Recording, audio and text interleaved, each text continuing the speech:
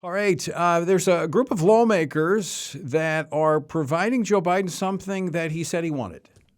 Remember in his inaugural address and something he said through the campaign, he said, look, I want to unify the country. I want to unite us. Well, they're offering him a way forward. They're offering him a way forward in protecting the Hyde Amendment, which has been in place for almost 45 years, which simply says taxpayers cannot be forced to fund elective abortions. By the way, it's something that nearly 60% of Americans support. Joining me now is one of those members of Congress who signed on to a letter calling upon the chairman of the Committee on Appropriations to protect Hyde language in all the appropriations bills. We're about to get him on here in just a moment. Congressman Robert Aderholt of Alabama. Robert, welcome to Washington Watch. Thank you, Tony. It's good to be with you. Well, it's awful generous of you to offer President Biden a path forward to unity. Is he going to take your offer? We'll see. We did, as you say, we sent a letter. Several of my colleagues on the Appropriations Committee sent a letter just about a week or so ago to Nita Lowey. To DeLauro.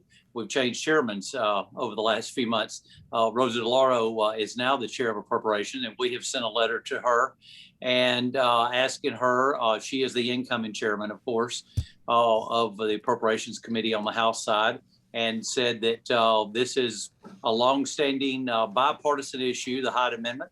It's something that Democrats, even Biden himself, and we pointed that out in the letter, has been very supportive of in years past. And this would be one issue that we could all agree on. Now, whether you're for abortion or not, of course, you and I, we're very much against abortion, but we do know that there's people out there that support abortion. This issue is really not about whether you support abortion or not. It's taxpayer dollars going for abortion. So you can still be pro-choice and still support abortion, but yet embrace the Hyde Amendment, because it's only saying we're not going to use the taxpayer dollars. So there's people, that's why I guess Biden and a lot of Democrats historically has been very supportive of the Hyde Amendment, is to say that this is maybe a way that we can reach out and an olive branch to our pro-life friends, but yet at the same time, we can still be pro-choice. So this would be an excellent issue. Yeah, and the polling consistently shows anywhere from 55 to 60% of Americans support the Hyde Amendment. Even those who, as you mentioned, who might be supportive of abortion, are not in favor of taxpayers being forced to do that. That's the key.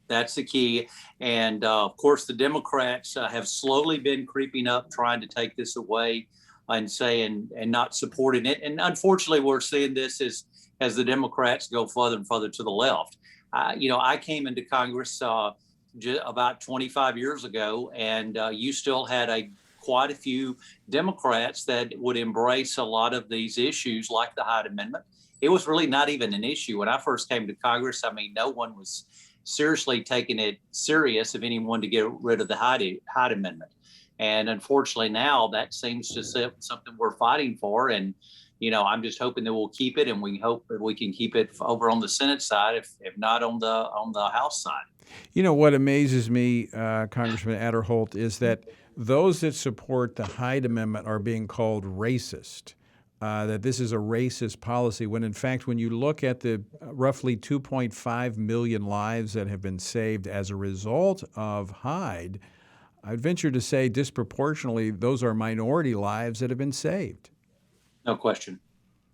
Yeah, no, there's, I don't know what the stats are, but I would say you're exactly right on that. And I mean, how you could make this a racist issue is beyond me. I mean, it's one of those things where I think back, if you say something long enough and loud enough, that people will start actually believing it.